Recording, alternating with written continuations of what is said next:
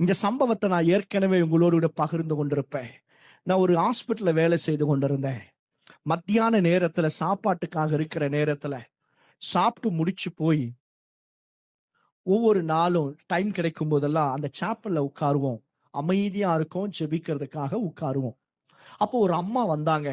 ரொம்ப வேதனையா வந்து அந்த அம்மாவுடைய ஹேண்ட் பேக் அப்படியே வீசி எடுத்து, அங்க ஆல்டர் இருந்தது, இந்த மாதிரி பலிபீடம் இருந்தது, முழங்கால் படிட்டு அந்த அம்மா சொன்னாங்க, ஏசப்பா உன்னை தெய்வம்னு எல்லாரும் சொல்றாங்க, நீ உண்மையான கடவுளா இருந்தன்னா ஐசியூல இருக்கிற என் வீட்டுக்காரர் பேரு சேகரு, அவருக்கு எப்படியாவது ஜீவனை கொடு அப்படின்னு சொல்லி கேட்டாங்களாம். ஒரு மனுஷனோடு பேசுறது போல அந்த அம்மா ஏசப்பா கிட்ட பேசுறாங்க.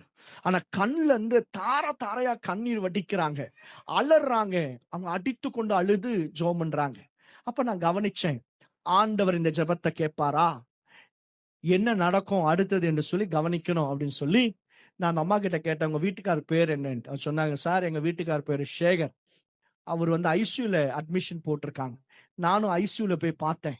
அவருக்கு 24 மணி நேரத்துல அவர் செத்துருவாரு. அவருக்கு பான்கிரியாஸ் எல்லாமே சேதம் அடைஞ்சிருச்சு, கெட்டு போயிடுச்சு. கிட்னியும் சரியா செயல்படல. சோ அவருக்கு ஆக்சிஜன் சப்ளை பிரெயினுக்கு போகல. அதனால அவர் 24 மணி நேரம் செத்துருவார். டெத் சர்டிபிகேட் ரெடியா இருக்கு, டைமும் டேட்டும் போட்டு கையெழுத்து போட்டு கொடுத்துடணும், அவ்வளவுதான். அப்போ அவர் சொல்லியிருக்காங்க, இந்த டாக்டர்ஸ் எல்லாரும் போய் உங்க சொந்தக்காரங்க எல்லாருக்கிட்டையும் சொல்லிடுங்கன்ட்டு. ஆனா அந்த மத்தியான நேரத்தில் இந்த சேகருடைய வைஃப் அந்த சர்ச்சில் ஜெபம் பண்ணியிருக்காங்க பாருங்க. நான் அதை கவனித்து போய் ஒவ்வொரு நாளும் அந்த சேகரை பார்த்துட்டே இருந்தேன். ஆண்டவர் பாருங்க 24 மணி நேரம் டைம் குறிச்சாங்க. 24 மணி நேரம் போச்சு, 48 மணி நேரம் போயிடுச்சு, 72 மணி நேரம் போயிடுச்சு, ஒரு வாரம் போயிடுச்சு.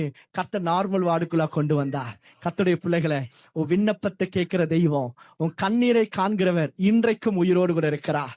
அவர் உயிர்த்தெழுந்த தெய்வம்.